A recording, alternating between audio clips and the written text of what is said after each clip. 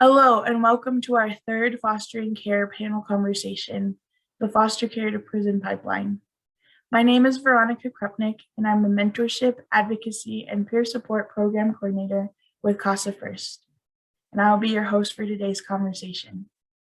I'm so honored to have the opportunity to organize and host these meaningful and urgent conversations and to be joined on this project by so many of my fellow lived experience advocates from across the country. The intention of these conversations is to bring awareness, empathy, and compassion back to the humans whose lives have been impacted by the child welfare system. This collaborative project is based on the human experiences, the stories, and most importantly, the hearts of each of our panelists. What I value most about this project is the way that we've been able to show up for each other, not only as panelists, but as community. We hope that you've enjoyed the conversation so far, and we also hope that the remaining conversations will resonate with you as well. Before I introduce today's panelists, I would like to pause and say that while we share our personal experiences and our truths, there may be emotionally triggering or emotionally difficult experiences to hear. So we ask that you take this panel series at your own pace and to please take care of yourself. In this third panel, the foster care to prison pipeline, we will share with you about the importance of cultural awareness and trauma-informed care. We will also speak on the overrepresentation of BIPOC youth in the child welfare system, the criminalization of trauma-related behaviors, and the labels and stigma associated with being in care. And as always, we will end with sharing our hopes and vision for the future. I'm joined today by three amazing advocates who are working daily to both improve and transform the child welfare system to better serve children and families. So let's introduce our panelists. Victor Sims grew up in Florida's foster care system without the stability of a permanent home and supportive family for 11 years prior to being adopted. He is currently a management consultant at Public Knowledge and founded his own nonprofit where he serves as board president called Guiding Hope. In addition to serving on the National Foster Youth and Alumni Policy Council, he has met with legislatures in support of the Family First Prevention Services Act. In June 2019, he was recognized by the American Bar Association as a reunification hero. Victor shares his experiences to ensure that children have a chance for reunification and beyond. He was recognized as a 2020 CASA Excellence for Children Award as an alumni in care. In 2021, Victor was also recognized by the Treehouse Foundation as part of their Re-Envisioning Foster Care in America champion. Tamisha Macklin is dedicated to her life's mission to help young people who are systems involved and improve those systems to become more effective for the next generation.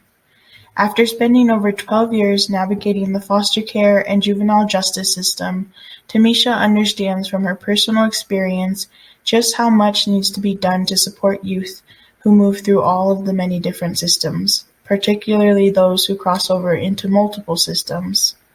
Her dedication to education never wavered, even as she faced significant challenges. Tamisha always perseveres.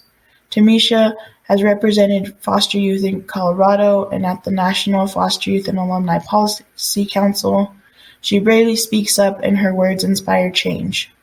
She has accomplished her goal of graduating with her bachelor's degree from Metropolitan State University in Cross-Systems Youth Services, a specialized degree she created. Tamisha has been able to utilize her lived experience on a state and national level to help other youth still in care. She is actively working to develop programming for the Empowering Youth Expressions program at Elevating Connections. Elevating Connections is an organization that reunites siblings separated in foster care and provides support to youth transitioning out of care. Since exiting the system, Tamisha is finding success and has a desire to give back to help improve services for children, youth, and families. Alex Oleson is an advocate with lived experience who has been involved in numerous policy and advocacy efforts, including interning for Senator Roy Blunt in Washington, D.C., interning with the Congressional Coalition on Adoption Institute, interning with the Foster Youth Intern Policy Program, and serving as a member of the 2020 to 2021 Youth Engagement Team for the Department of Health and Human Services under Assistant Secretary Lynn Johnson. As a member of the St. Louis University community, Alex was involved in the MICA program, where he volunteered over 150 hours as an after-school tutor and mentor for elementary and middle school students. He was also a Division I high jumper who holds the school record, was a conference champion, served as an elected member on the Student Athlete Advisory Committee, as well as a student athlete representative on the Diversity, Equity, and Inclusion Subcommittee. Alex was also selected as an OR Fellow, which is a business fellowship centered on career, commitment, community, and continued learning. This year, Alex and his fiancée welcomed their son, Abriel.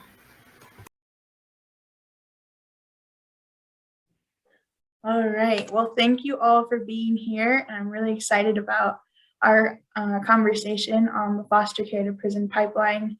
Super relevant, super important, and urgent topic to be talking about today. So let's just get into it. So for our first question, to get everyone on the same page, I'd like to ask each of you in your own words, how do you define the foster care to prison pipeline, and what do you see as some of the risk factors for entering this pipeline?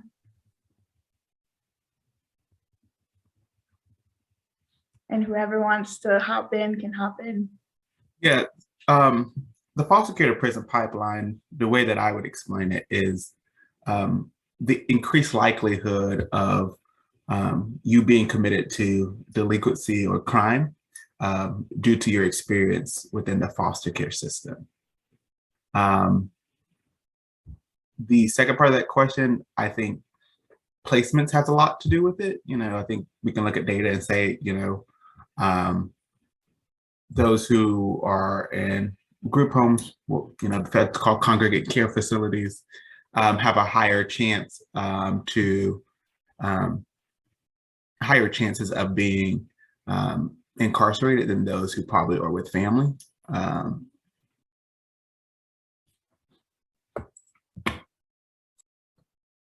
I would agree with a lot of what Victor said. I would define it as as there being risk factors for reasons why a youth would end up going from foster care into the juvenile justice system or the foster care to prison pipeline. And a lot of that, like Victor said, happens when they enter placements or institutions. And I would also say that a lot of times it happens to youth that are suffering from mental health issues, and also our BIPOC youth, so our youth of color, have a higher likelihood of ending up going into that juvenile system. And it happens with older youth as well versus the younger kids. Yeah, and just to piggyback on what both Tamisha and Victor said, if you are in the foster care system, you have a higher likelihood of also entering the juvenile justice system. So there's a reason why there's already terms. There's literally a term called the foster care to prison pipeline, and that's because it's been shown that there is evidence that if you enter one system, there's a higher likelihood. And there's another term called dual system use for those who are unfamiliar. So it's like there's terminology that is I don't want to say like widely known, but it's very well known that there is terminology that helps us understand this, because there's just a phenomenon where this happens continuously and at incredibly high rates. Yeah, thank you all for your thoughtful responses and kind of setting the foundation for the rest of our conversation. Yes, like you said, Alex, there is a term for it, meaning that it's happening so frequently and so regularly that we now have a name for it, which is really hard to think about. So I would love to hear, I think a huge protective factor is having some positive influences in your life.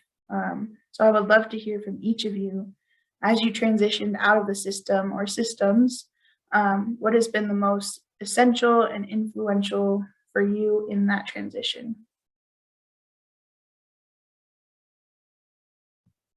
Yeah, so for me, I did enter the juvenile justice system, and I entered at a really young age, but there was a lot of back and forth. But what really helped me towards the end of my journey within the system is that I found a mentor.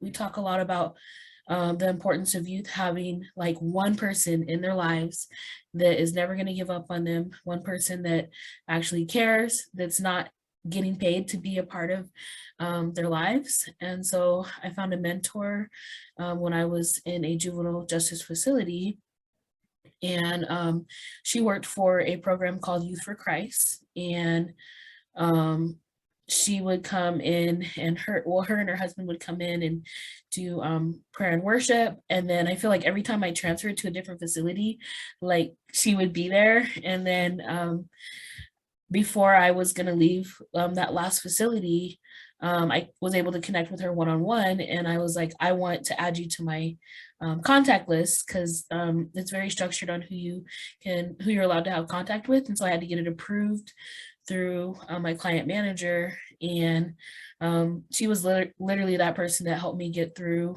the system and my treatment that I was in. And I only got one 10-minute phone call a day, but I would call her. Her name was Missy Vet, and I would call her and be able to talk with her and like pray with her. And just having that support system was it changed my life, and she's still in my life till this day. And we lose track of the years, but it's been about 14 plus years now that she's been in my life. And I call them my adopted family without the paperwork. They welcomed me into their home on my 18th birthday. I got a pass, and I got to have dinner with her and her family. And the rest is history after that. And so we get to celebrate the holidays together and birthdays together, even if it's not on the actual day.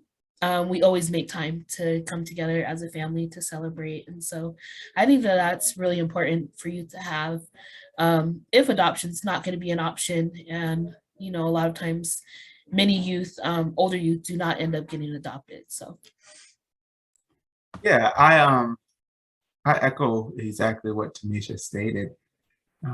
I fortunately had the amazing opportunity to be adopted.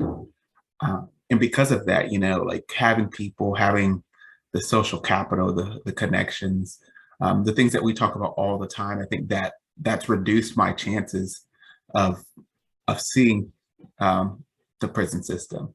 You know, I'm gonna be honest. You know, we've got 3 Black people on this call who are having this conversation, and the chances, just because of the color of our skin, make it even that more likely. But then you put the life circumstances based off of our upbringing, and you put that together, and it's almost unlikely that we'll have an opportunity to stand somewhere and to have the same rights to make these changes, you know, because we get incarcerated, and if the crime is strong, we may not be able to vote and have a voice, and once again perpetuate the system of the voiceless for those who just want to be able to speak and be able to change things and to influence the way these systems currently operate. I'm coming off of a graduation weekend right now, and just sitting back, and every time I reach a milestone that's unlikely because of the way that I was brought up. I celebrate high school, you know, a high school graduation, like the fact that that is such a momentous occasion, and the likelihood, you know, being 23 and having a job, like the fact that I was like sitting there and I was like, oh my gosh, I've had a job. And then to pass 21 and not, you know, be dead because of taking one's life, like those are the factors that that happen. But when you're feeling like you're in this world alone, and you're doing this alone, like I feel like those chances increase. And I know I'm preaching to the choir because I'm getting a lot of head nods as I talk with you two, but it's real, and if we dig deeper into like, even like the foster care system was created, it was modern day, like it was a modern day criminal system. I mean, the fact that we use words like recidivism in our foster care system, recidivism as a word, it's basically a criminal offense, and then we're using it and we're saying, what is the rate of recidivism for this child to enter, for this parent to come to the attention of the department again. And I think those are like the stories. Like if we're gonna talk about it, let's talk about it from like what it is. It's a racial equity problem just as much as it is a foster care problem. Mm-hmm. Yeah, Victor, I just want to jump in because you were speaking fire right there. Like just very similar. Definitely, I had the privilege of being adopted as well, and I think that's. And that's not to say I still haven't had contact with law officials either, So, but when I look at my life, if you were to use me as a case study, I have a sister that's 13 months younger than me who didn't go into the system, and my family was still dealing with some of the same struggles that they were dealing with that caused me to enter the system, and she was duly involved. So entering both the justice system and, and she's bright, my sister, I love my sister. She's beautiful. She's bright, but just the differences in our life experiences because of me going into the system and parental rights being terminated, and her going into the system and parental rights not being terminated, I feel like is very telling. And you could sit down with us and be like, oh my gosh, you guys are so similar. And I feel like so many young people who've been through the system have experiences like that, where it's just, like, why is it I ended up in this situation when my sibling ended up in a different situation, vastly different. And I feel like that's another, part of just the way the systems work and how they are so, they both seem to be so criminalized, and just those attributes of the prison system are very prevalent in both. Yeah, I even think about like the differences between gender, like being like my brother, he didn't end up in the system. He was actually he went into kinship, and so my grandparents adopted him, but my brother was never able to get like the support that he needed. And so when you look at where he's at in his life versus me, like we're two different stories, two different people. Like I was able to find success, and my brother is still in the struggle, and has been chronically homeless and has struggled with substance use, and has been in and out of the adult system. And so those are also things that, need to be addressed as well. Just looking at when you do have those sibling situations and the discrepancies, and not being able to have that sibling contact and build that sibling relationship plays a part in those lots of connections as well. Yeah, and I want to say a couple of years ago, and I think this data is constantly evolving, but like I know it was like over 70-something% of people who are currently in prison at some time reported that Alex is nodding, that they had foster care involvement. And if we're going to talk prevention from like even a larger scale of things, like it touches, like foster care just touches a lot of systems. Let's be real. Whether it's mental health, the juvenile system. I mean, we touch a lot of systems, and then we don't touch the right system. So when we're thinking about education, we're not touching that system. We're not touching that system as prevalently. When we're saying over 70% are incarcerated and 3%, may walk across the graduation stage with a bachelor's or higher. Like the real question is, how do we increase the exposure, like decrease the exposure gap towards the things and the outcomes that we want to see, and reduce them from the ones that we don't. So we think about institutionalizing people. We put them in group homes who look just like the DJJ facilities. And I'm saying that as a professional who has like walked in, I'm like, oh, sometimes the DJJ facilities look better than the group homes, in my opinion.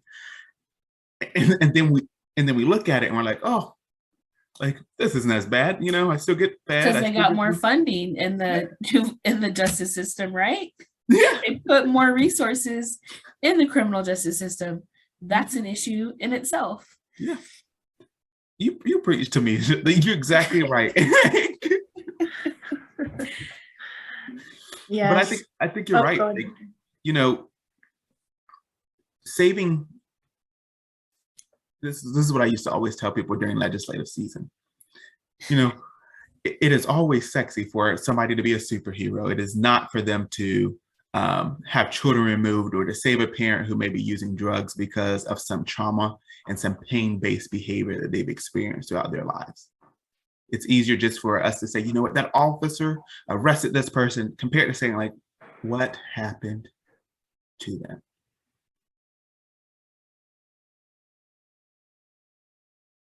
Yeah, exactly, Victor. We tend to ask too often, what did you do, versus what happened.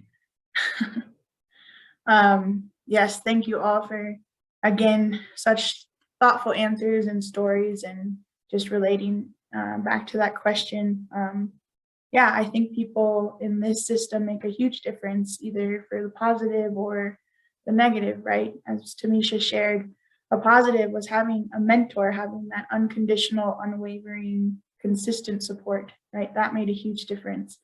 We also see it on the flip side, where a lack of that person may end up leading us to being dually system involved in our adulthood, in our teenagehood. So people really do make a difference in the system. I don't think we, talk about that enough, but we're going to keep going into it. And I know Victor was very, bringing such amazing words of wisdom. So we're going to hop kind of back into that topic with this next question, which is, how does a lack of cultural awareness and trauma-informed care contribute to the overrepresentation of BIPOC youth being dually system involved? And how has this impacted your own experience? I can start with that, and just, to pick back up where Victor left off, I think, one thing that is not emphasized enough in both systems is mental health resources and attention on mental health. And I think when you have two systems that criminalize mental health issues, then it's very easy to see that trauma that exists as a child in the system that's not treated is going to lead to the same trauma that criminalizes somebody later on. And I'm not going to get into it, but my own family, like, I have brothers that, went through the system, were adopted as teenagers, and ended up back in the system later on. So, I've seen that firsthand, just how the lack of mental health resources that are available for, my Black brother and my Indigenous brother that, did not receive those resources, ending up in the foster or back in the prison system after, experiencing it as a teenager. So there's that component of recidivism. And I just think also, from the lens of law enforcement officers, caregivers, the courts, just understanding that. I think there's a lack of understanding. There's also a lack of understanding. I think there's also a lack of just racism in the way we think of mental health and who has access to mental health. I definitely think, I strongly believe that it's just BIPOC youth do not have as much access to mental health resources. And I think that's a huge issue. It's so hard to talk about so many of these issues, microaggressions and trauma that we've experienced because there's like, you know, there's just not as much research on it, to be honest. Like there's not as much of a sample size in a lot of circumstances. Yeah, I definitely agree. And, you know, I think that when we talk about mental health, we need to talk about the overuse of prescription medication within these systems, and how just thinking that we could just put youth on these medications and the negative side effects and impacts those medications have on our youth can take a toll as well. Because for me, like speaking from my experience, that's what they did when I was in the system, you know, when I went into treatment, and I worked really hard to work my way through my trauma, through my healing process, to get off of those medications, because I knew when I aged out of the system, it was gonna be me, myself, and I. And I knew when I was aging out of the system back in at that time, who knows if I was gonna even have health insurance to be able to afford all these medications that they were trying to force me to be on. And so it's really important to try to teach youth new ways to cope and get through their trauma, like natural ways, you know, and natural coping skills. For me, I was able to find that through running. So I used to do 5Ks around my first 5K on my 18th birthday, but that was something that was like really important, was taking care of like my health and well-being to improve my mental health. And so I think looking at mental health differently as well, especially for our youth of color, because we can't have like that dependency on the medications. And also there needs to be more clinicians that have, you know, more representation of clinicians that look like the youth that are in the system that they're serving, because it would have been nice to have, you know, a Black therapist to work with. And I hear that from a lot of youth too, is like there's a lack of trust with white people, like no offense, but like with talking to a white person with all of the trauma and the historical factors. And then when you tie in law enforcement and the way that law enforcement handles our youth of color, I literally just watched a video this past week of a youth. There was an incident at the store. I won't go into all the details or whatever and put that out there, but there was an incident where a youth had autism and he was manhandled by law enforcement, you know, and it was some Black youth and they were being discriminated against in the store, you know, and this youth, like, just to see how they were manhandling this 14-year-old young person, you know, and what happened to those kids? They probably ended up in the system, you know what I mean? Like, who knows? But it's situations like that where it's like they could do better. And are you going to treat a youth of color like that? You know? So it's just situations like that that can be prevented, and we got to do better when law enforcement is coming in and like handling our young people. Yeah, I sit with the weight of what you both stated, especially around the mental health. I think both of you highlighting that in such a way. Part of it is when those who are in the system are going to receive this service of mental health or behavioral health, depends on how you want to call it. It's oftentimes not as a place of trauma, but as a place to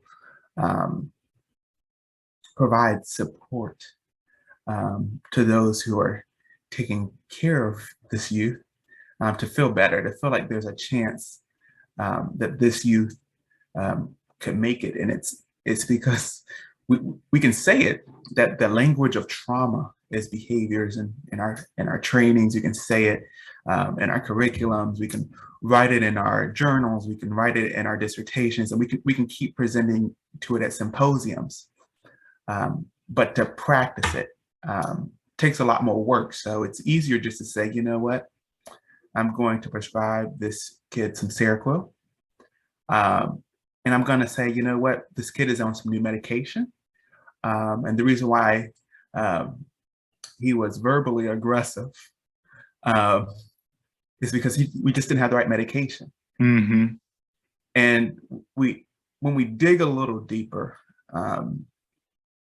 it creates this narrative that there is a problem, not that something happened to you. And I think that's where, if we're going to talk like what's going on with foster care, is like, it's exactly that, you know. And then we're talking about the prison pipeline. It's because nothing was addressed. It was band-aided. It was all that, but there was never any ointment applied. And all we did was, you know, if we're talking cancer, you know, because that's probably the best way to explain it. We didn't send them through chemo. We didn't send them to have the tumor removed. All we did was scheduled an appointment with no true consultation, but just, this is what is going to happen to you. You have no options, but this is it. And then we're surprised when the life of a child is gone because they have now entered into a prison system. We're the only people who call our youth, when they turn 16, young adults. And we'll use it to criminate them. But then if they're doing good and they're 18 or 19 and they've decided to explore the other options that their state's government may allow for them if they age out, oh, you're just a kid, you're just a youth, you don't understand yet. But when you're 15 and 16 making these mistakes, you know better than this.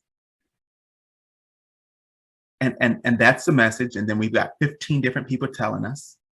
You know, one of the biggest things that I think has helped in my navigating what is deemed as high-risk kids in our system of care was just really truly understanding like where they're at. Not just trying to get where they're at, not just trying to see them where they're at, but to be where they're at and to walk alongside them from where they're at. And I think that takes a lot more work, because if they're frustrated, I'm gonna be frustrated with them. I'm not gonna be like, yo, you sucks to be you, you know, this is the way it goes forward. No, like, it's okay to be frustrated that you're removed from your dad. It's okay to be frustrated that you haven't seen your siblings. Like, that is totally okay. This is a normal behavior because of your experience. But instead we say, you know what, this young adult, because I'm gonna call it exactly, this young adult cussed out me. And then you ask the question, and this is where, you know, us as professionals typically aren't good at. We don't ask the question, which is like, you shouldn't have cussed that person out. Not asking like, you know, what happened? You know, what happened before you cursed them out? What were you feeling? What were you thinking? What were you experiencing?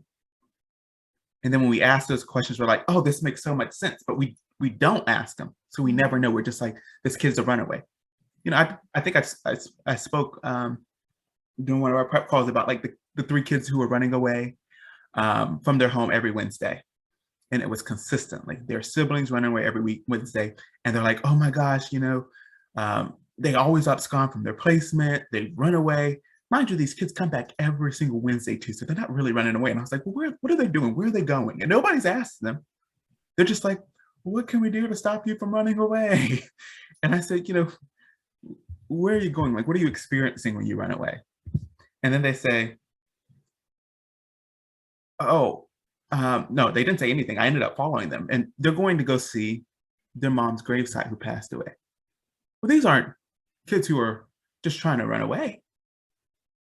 These are kids who are grieving. And now we're able to say, you know what, like, let's talk about your mom. Let's talk about those good memories you had with your mom. You know, why'd you choose Wednesday? Well, every Wednesday, my mom would take us for ice cream. Oh, wow. This makes sense. Yeah, I mean, to go on to that, I feel like when you're a professional working with these young people, you can't personalize when they're gonna get upset and they're gonna cuss you out. You gotta have thick skin. And I feel like sometimes people would just get so offended and they forget that these are just kids when the cops are coming in hot, you know, for a situation, and all they have is, hey, there's a fight happening at a group home, and then they're coming in hot, you know, escalated, instead of like calming, like coming in a calm demeanor so that doesn't escalate that youth, right? And then if the youth is going to cuss them out because they're triggered, because law enforcement triggers them, and then they get upset, and then now they're even more escalated, you know? And so I feel like it takes more professional training as well, to where you got to like maintain your composure as the adult, as the professional, to not be trying to like match that same level of escalation as that client. And it takes time, you know, because I feel like that's something that I had to be trained on as well when I was coming in to like work specifically with the transition age youth population as well. So it's just like, it's how you view them and how you look at them, you know, and then just not taking things personal, you know, because it's not about you. So you cannot make this about you when you're working in these facilities, when you're working in these group homes. They're going to be upset. They're going to have a bad day. They're going to wake up in the morning and you're telling them to get out of bed because they got to get their day started, and you might get called out of your name.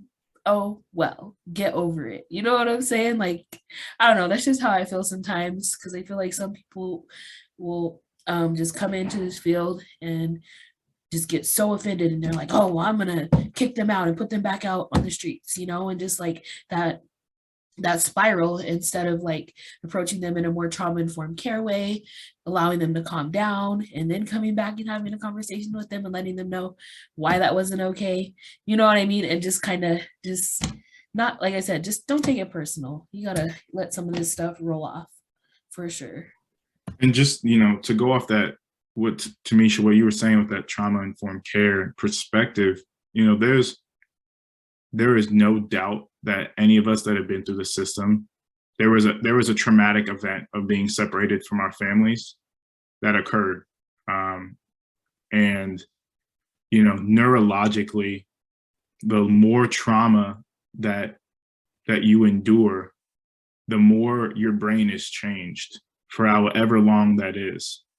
And I think, you know, going back to what Victor was saying, you know, whether you're a kid or you're a teenager, there's some trauma that you have encountered that the system does not, you know, necessarily provide the time for your brain to relearn how to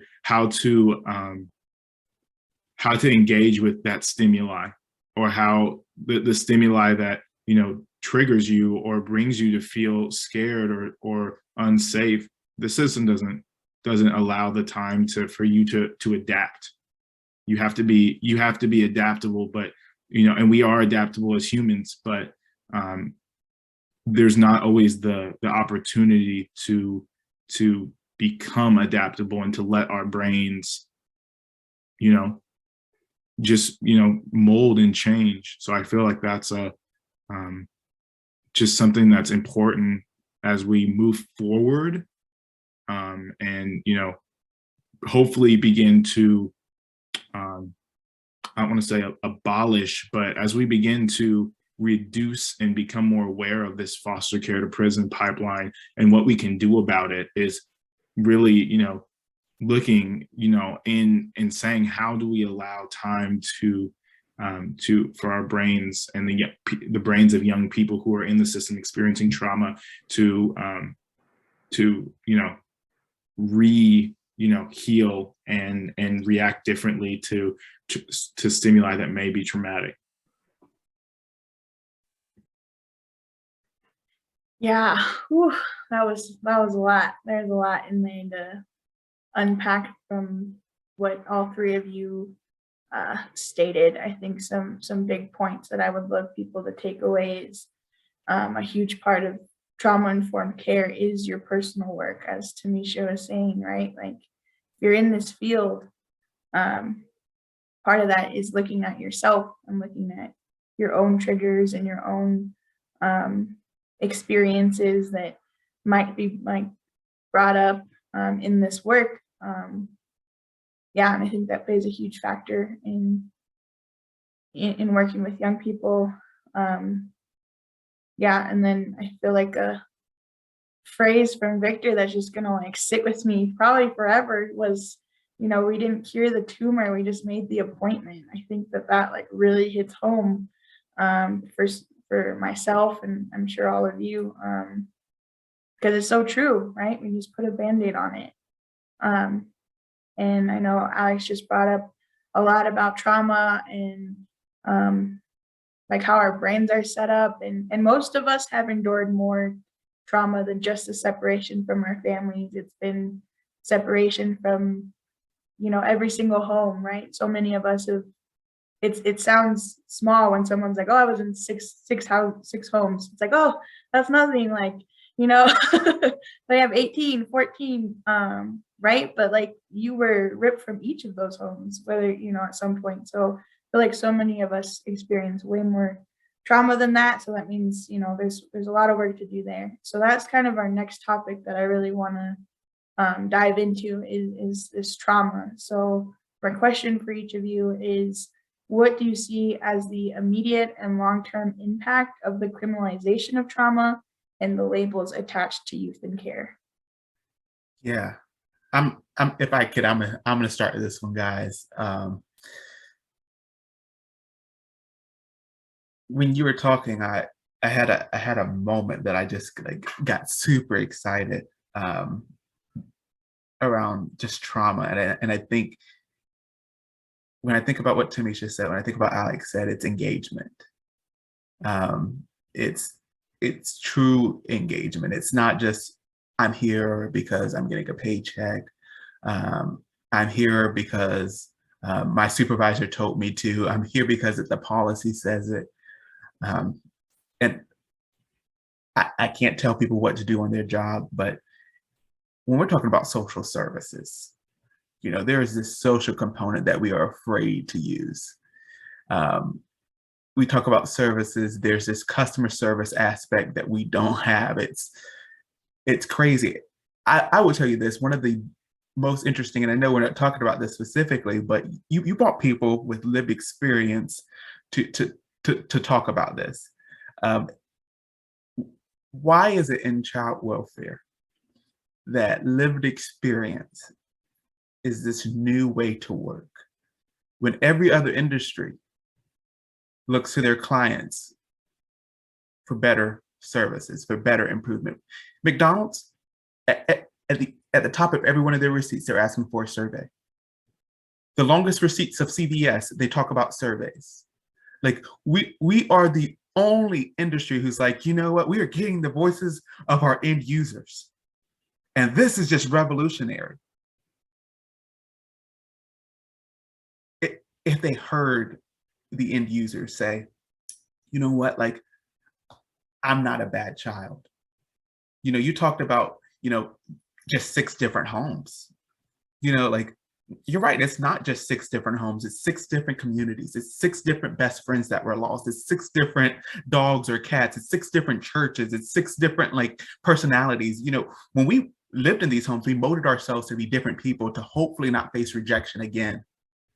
And so even though people are like, this kid's not getting it, the kid's getting it more times than not. They're just not hitting the mark where these people who are supposed to be here for this temporary time in our life make lasting impressions that have us questioning who we are, questioning if we are good for society, questioning if we are loved, questioning if we're cared, questioning if we deserve to be loved and cared for. Like, the same system who is trying to save those from trauma perpetuates trauma by incorrect labels and decharacterizing. The amount of times I've seen, this is once again me working in the system and then like looking at how we've been worded. Like, I look at my paperwork, and at one time, my caseworker and literally put the word retarded in my paperwork. Thought that I was retarded. And here I'm sitting here, achieved a master's in business, magna cum laude. Like, but that label, if I took it to heart, could have changed my whole trajectory. Because I would have been like, you know what, I'm not meant to be anything.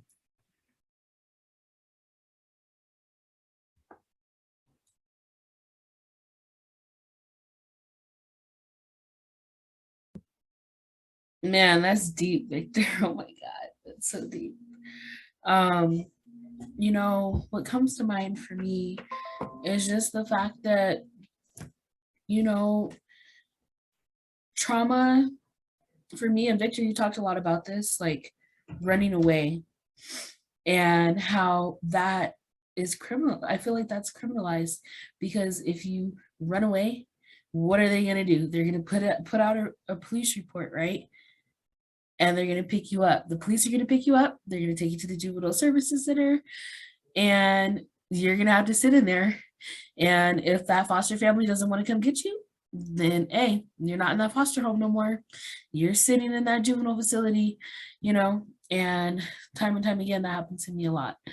And I always felt like I was never like physically like intentionally like running away. It was just like maybe just coming home late from school one day, or, you know, like, I don't know, like, I feel like you have to look at these things differently and have like different, I don't know, policies or like, you know, I just really like the example that you provided, Victor, of like that example of those youth and where they were going, you know what I mean? And asking them, what are you doing after school? How come you're not coming home right after school, you know, or, you know, and I just feel like I just got in trouble. I just feel like a lot of times that I did get in trouble, that I did end up back in juvie, was because I wasn't where I needed to be at the right time. Um, and sometimes when you already like made a mistake and you're late, then you're like, you give up, you know, you're like, forget it. I'm already going to get in trouble. So why should I even come back? You know what I mean? And so it's thinking about like that thought process of like what our youth are going through in those moments. And when they have that fear of like, I messed up really bad. I was supposed to be home after school at 4 o'clock and now it's 6 o'clock, you know, and it's like, I'm going to be in trouble. Then all this is going to happen, you know, so it's just like that domino and that spiral that happens, um, to just give up, you know. And so if there was like a way, like a better way of like, hey, if something happens after school and you're going to be late, you know, like reach out to us, let us know, or like even getting like chances before they are just going to call you in, you know, and pick you up and put you in jail. Um, and so I just feel like just looking at how to handle these different situations.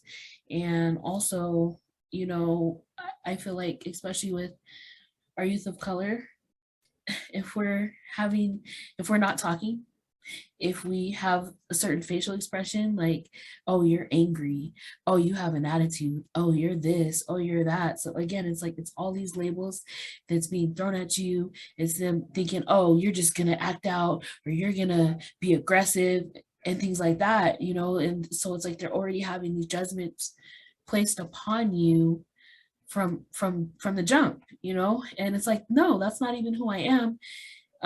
But you can't just expect me to be just standing around smiling the whole time. Like, you know, like, how am I supposed to be? Like, I'm going through some really hard things right now, and you're not even asking me any of that, about what I'm going through. But you're just telling me that I have an attitude, and then I'm angry, and then I'm passive aggressive, and I'm this and I'm that, and I need to do this and I need to do that, you know. And it can be overwhelming for our young people, and our young people are going to get frustrated and they're going to shut down, and then here we go. That's a whole nother issue. And so I think that that's another way that, you know, trauma can be criminalized in these systems. You know, just I want to be really brief with this, because I think, you know, Victor and Tamisha just said, like, they said it all basically. But the way I look at it is, what is the end goal of, you know, the foster care system and the prison system are not set up to help people succeed. That is not their purpose. That is not the way they are created. So we are using systems that are not built in any way to help somebody come out and succeed. And I think that's very telling when you see, you know, the phenomenon of dual system youth, of disproportionate amounts of BIPOC youth that are in both systems, because somebody does not enter the foster care system, and it is not a system designed for somebody to come in and come out and graduate college. It's not designed for somebody to go in and learn how to cope with their trauma. That's why other resources, you know, sometimes come in. But, you know, to me, to not to, you know, steal your thunder, but Tamisha, I'm pretty sure, you know, when we were talking last week, you said you got more mental health resources once you became a dual system young person.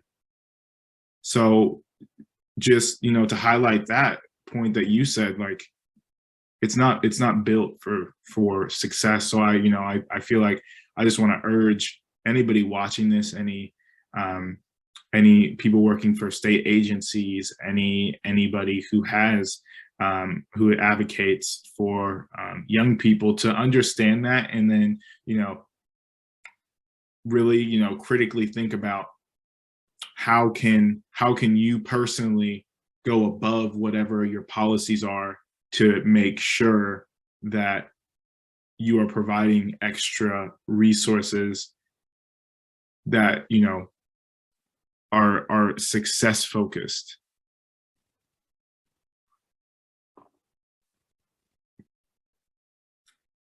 Thank you, Alex and Tamisha and Victor, for your responses to that. Yeah, I think so much of the system is to check off a box, right? We forget about the people behind it all, the kids, the children. They are actually children even at 18, although we call them young adults. And that's the other thing too, is I think, you know, the power of language, right? As Victor was explaining, as long as the young person is on the straight and narrow, we're like, oh, you're a young adult, you're, you know, but as soon as they go off that path and you're, you know, a kid who knew better or something like that, right? Even the term foster youth, right? We put foster before youth, when it's actually like a youth in care, right? Splitting these words up. So I feel like it's like those small things that you can kind of bring into your own life and practice, that's gonna, you know, refocus the attention back to where it needs to be, which is the human lives that we're all impacting. So I'd like to bring it back to that, and with this last question of, what is your hope for young people currently or at risk of experiencing both systems?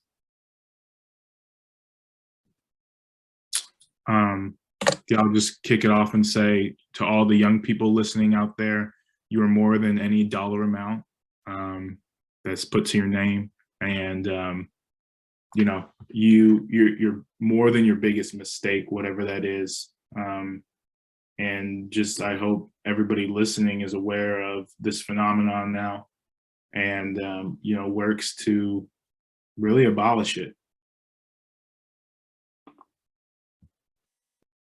Yeah, I want our youth to know that they matter, that their voice matters, their stories matter, and that they are someone, and that they can be whatever they want to be. They can achieve success. And I want professionals working with young people, I want them to know that our youth really just need someone to be there, to listen, to not give up on them, to not label them, to not criminalize them. But I'm all about empowerment. I'm all about connections. I got to be a part of helping start a nonprofit called Elevating Connections so that we can support our youth and alumni, because that connection piece is huge. Our youth are always aging out of something, you know, and then they don't have that family support, they don't have that connection. But I feel like we have to come together and look at us. We're alumni of the system, and look at the work that we're doing in our communities, and look at us coming together and being able to just talk about this.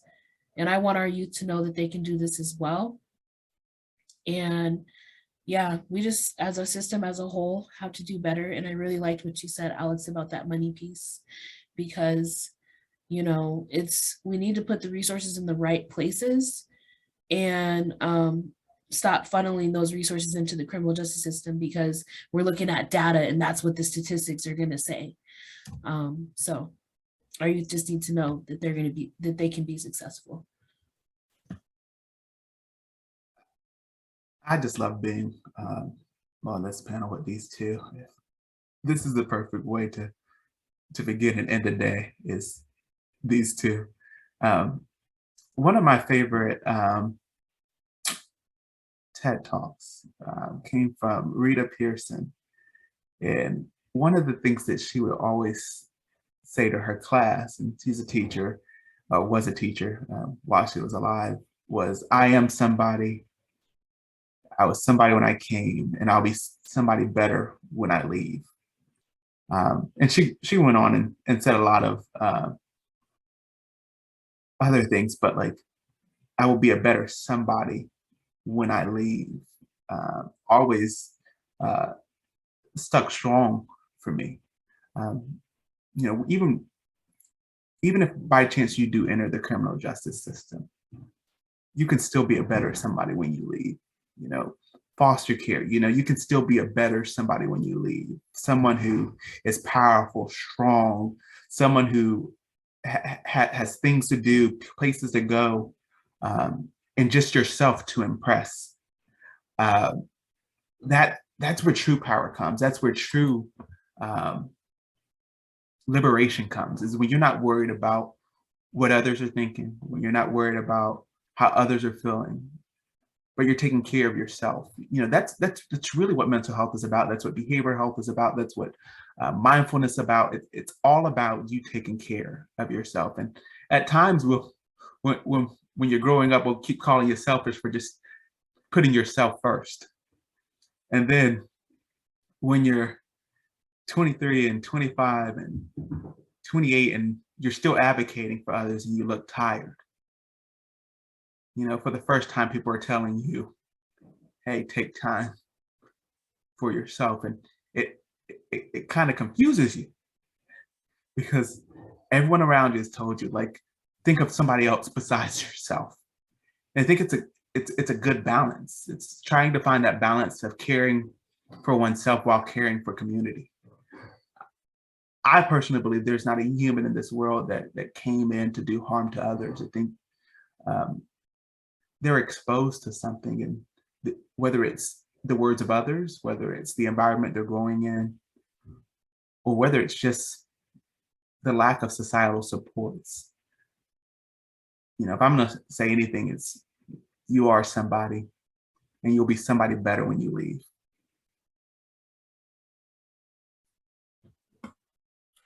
Beautifully said, each of you. Yeah, I think we all gave a shout out a little bit to our younger selves just now. A little hug to your younger self. Yeah, because, you know, we all needed to hear that, I'm sure. But yeah, so lastly, I just want to say I'm so grateful for each of you showing up, putting in the hard effort, sharing your wisdom and your stories and perspectives. My hope is that people are able to watch this and take pieces of this, if not the whole thing, and bring it into their work and their lives. And I know each of you are doing incredible work. So I only am looking forward to seeing each of you grow. And again, I'm just so grateful that I got to share some space with each of you and talk about this difficult topic, because, you know, there is power in community. So I'm grateful to be in community with each of you. Thank you so much for tuning into our third fostering care panel conversation, the foster care to prison pipeline. I hope something from today resonated with you, sat with you, and that you're able to take pieces of this conversation into your own life, however that may look. I also want to say a huge thank you to our panelists, Tamisha, Victor, and Alex, for your time, your energy, your effort, and your vulnerability. I know that this was a big ask, so I have so much gratitude for each of you. I also want to say thank you to CASA First, the court-appointed special advocates in the 1st Judicial District based out of here in Santa Fe, New Mexico. This project would not be possible without you, so thank you so much. We've made it through 3 important conversations and we have 2 more to go, so I hope you stay tuned, and if you haven't already, go ahead and take a moment to follow us on social media, which I will drop in the description below. Have a beautiful day. And again, thank you for listening.